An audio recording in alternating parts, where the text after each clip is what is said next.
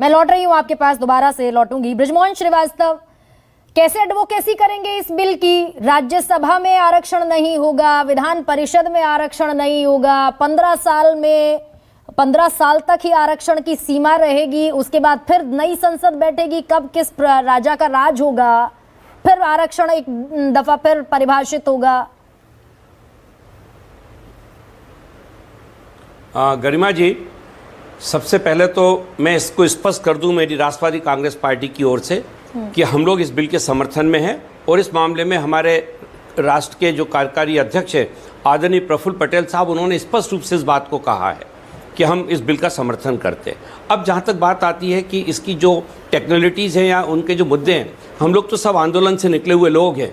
आंदोलन जब हम लोग करते थे तो ये बात आती थी कि पहले अपनी मांग रखी जाए और उस मांग में से जितनी मांग पूरी हो जाए, बची हुई मांगों के लिए फिर संघर्ष किया जाए।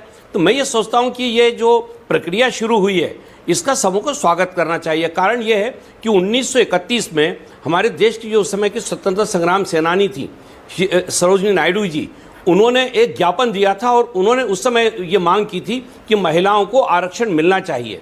अब 1931 के बाद आज जाकर इसको साकार रूप दिया है आदरणीय नरेंद्र मोदी जी ने। ये कैसा साकार रूप है बृजमोहन श्रीवास्तव? अगर समझा पाए मुझे बृजमोहन श्रीवास्तव, अगर मुझे समझा, मुझे क्या बल्कि आबादी सुन रही है आप, मैं बता रहा हूँ ये साकार रूप इस ढंग से कि ये कैसा आरक्षण है।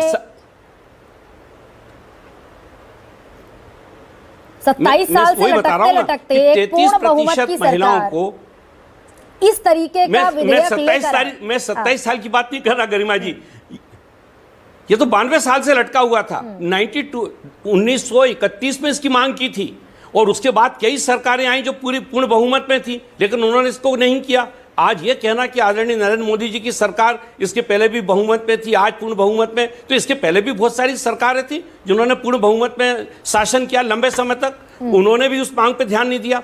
लेकिन मेरा कहना यह कि आज जब जागो तब सवेरा वाला मुद्दा है, आज हमारे देश की महिलाओं को यह अधिकार मिलने वाला है, इसका स्वागत किया जाना चाहिए।